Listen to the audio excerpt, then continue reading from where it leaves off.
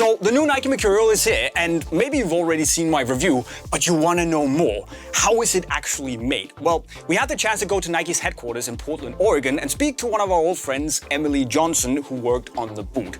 So if you want to know more, well, let's go and pick her brains. One of the big features is Gripknit. And I was just sat there thinking, Gripknit, I kind of know that from the GX already. Innovation, you've used it before. Like, take me through that thought process. Is it the Gripknit or is it the Nike Air Zoom? You tell me. I feel like, well, it's both. It's both, Let's be right? honest. Yeah. It's yeah. both. I think you have to start with the hero innovation, which is like that Air Zoom platform in the forefoot of the boot, right? You look at this right away and you go like, all right, what's changed? You came out with the first Air Zoom Strobel, July of 2022. What do we do to it to make it designed for more traction, more propulsion, more speed?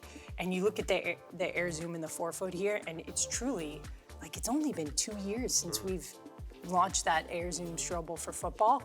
So it's early days. We think there's even more innovation to come. So 3 things we unlocked this time, these forefoot fins. Whole idea is like these act like a stud. They're gonna engage more of that airbag as you're making those quick movements, fast first few steps on the pitch. So you get that roll when you step down? Exactly, you get that roll. The second is the airbag itself, right? So this one's articulated. That's what was in the Vapor 15. So it's got the grooves, basically. It's got the grooves. You know how football is. When you're on the pitch, sometimes it's that quick forefoot, I'm gonna try to get some top speed. Other times it's a change of direction to get away from a defender. This one allows for that more natural movement and more engagement of the bag. It's just like pressing on one of these. You're actually only engaging a pocket of the Air Zoom bag. Whereas here, when you press down on it, you engage the whole system. So basically, when you put pressure here, you don't even utilize this. It's kind of just, Exactly.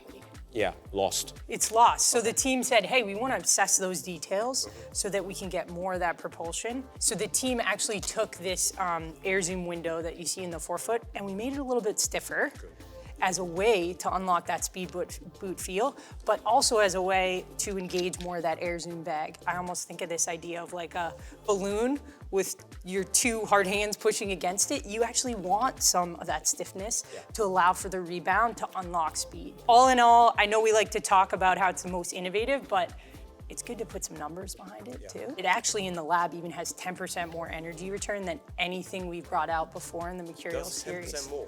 10% more. And that's before us even talking about the chevron identity of the studs, which we know from things like Vapor 11, some personal favorites of ours. Absolutely. It's aggressive, right? Yeah. Like you're gonna get out there and be able to. And it's kind of, Mercurial DNA, right? Mercurial DNA. And it's that to me is a really good change from the previous Mercurials. Obviously, when I spoke to Colin about this, we talked about the TriStar studs, and it's good for, multi-direction maneuverability. But for me, I get it. Mercurial is more than just linear speed.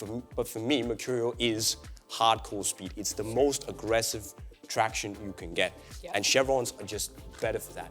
So why did you decide to, first of all, go this direction and then, switch back to this so quickly after? Yes, this might be for more multi-directional. You could use the word quick. But when you go back to the idea of speed, Air Zoom, you go chevron. Like that's the way you need to go in terms of having that traction, whether it's like a high-end AG pitch or FG pitch, like that's gonna work in terms of giving that aggressive first few steps to separate from defenders. Yeah. Another thing, obviously, like we mentioned in the beginning, is the introduction of Gripknit. Obviously, you also have Atomknit on the heel here. Why did you decide to bring Gripknit in? You obviously already have it on the Phantom silo where it's working really well. Yep.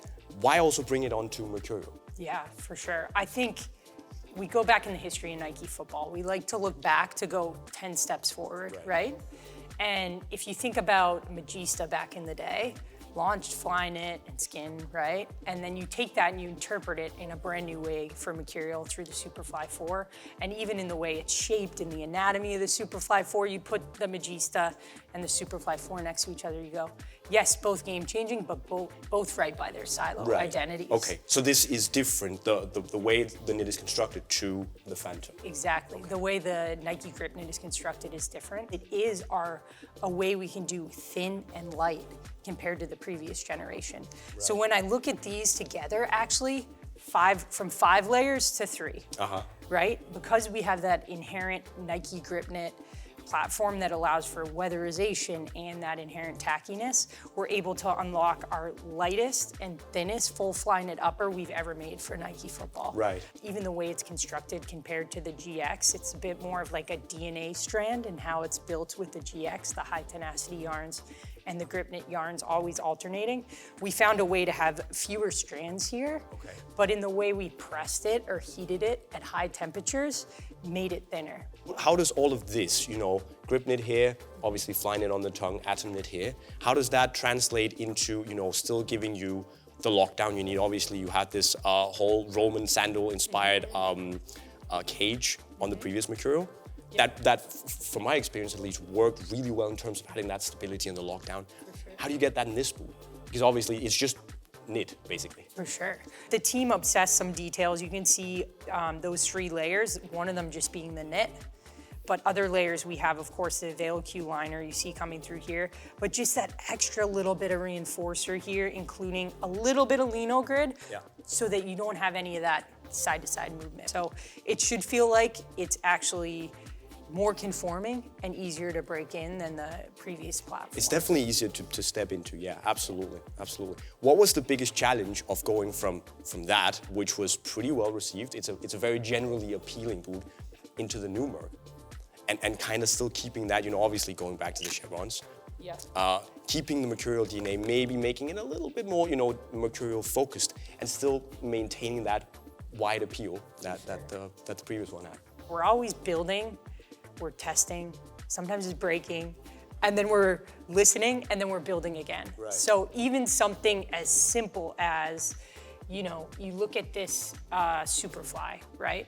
The Superfly 10 compared to the Superfly 9. An example of like a challenge that we turned into an opportunity for the team is bringing that heel actually asymmetric, right? Some best practices. And it's worked ever since the Hypervenom 2. That was the only good thing on the Hypervenom 2 was that off-center. Exactly.